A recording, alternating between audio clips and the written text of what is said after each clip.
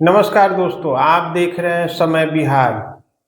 इस वीडियो में हम चर्चा करेंगे उस आरोप की जो आरोप लगाया गया है बिहार की एनडीए सरकार के द्वारा, एनडीए के ही घटक दल के एक मंत्री के द्वारा।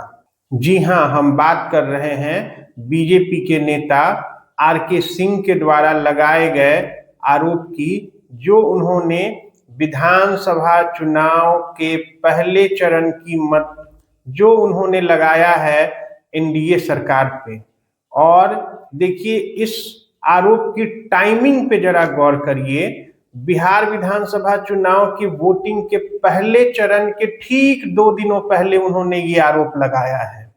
देखिए, आर के सिंह आरा से सांसद रहे हैं, केंद्र के मोदी कैबिनेट में वो मंत्री भी रहे हैं। 2024 के चुनाव में वो इलेक्शन हार गए। धीरे धीरे उनकी पूछ पार्टी में घटने लगी। राय मशवरा उनसे पार्टी के लोग लेना बंद कर दिए। इस विधानसभा चुनाव में भी उनकी कोई खास खोज खबर नहीं ली गई पार्टी के द्वारा।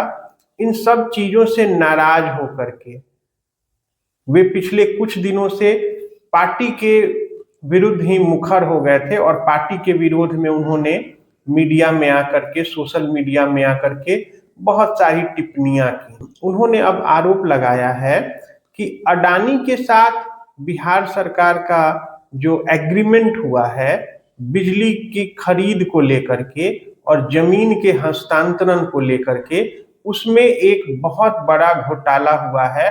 और इस घोटाले की राशि जो उन्होंने बताई है वो 62,000 करोड़ की राशि बताई है।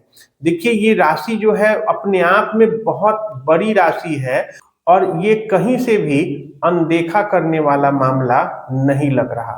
आर के सिंह ने आरोप लगाया कि बिहार सरकार का जो एग्रीमेंट अडानी पावर लिमिटेड के साथ हुआ है 25 सालों के लिए बिजली खरीद को लेकर के, उसमें खरीदारी की दर जो तय की गई है, बिजली प्रति यूनिट खरीदारी की दर, वो 4 रुपए 16 पैसे की है।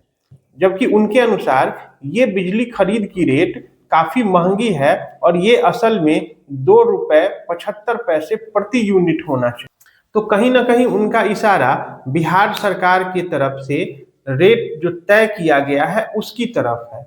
उनका कहना है कि जिस दर से अब बिजली खरीदने का एग्रीमेंट हुआ है, इस पे बिहार सरकार को बहुत बड़ा नुकसान होना है।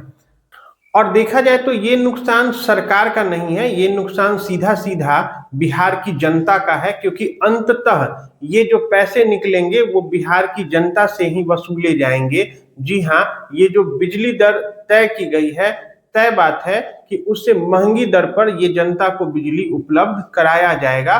तो आखिर में बोझ तो बिहार की जनता पर ही पड़ना है।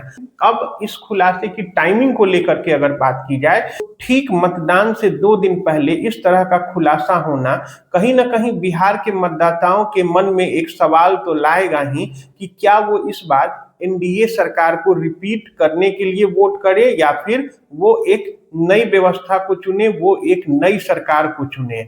इसके साथ ही उन्होंने जमीन हस्तांतरण को लेकर के भी सरकार पे आरोप लगाए कि अडानी पावर्स को काफी कम दर पे जमीन हस्तांतरित कर दिया गया है। उन्होंने कहा कि जब यही सवाल उन्होंने विजेंद्र यादव से किया तो विजेंद्र यादव ने कहा कि सरकार की यही पॉलिसी है। तो कहीं ना कहीं हम कह सकते हैं कि सरकार की पॉलिसी बनाते समय बहुत सारी चीजों को अनदेखा किया गया है।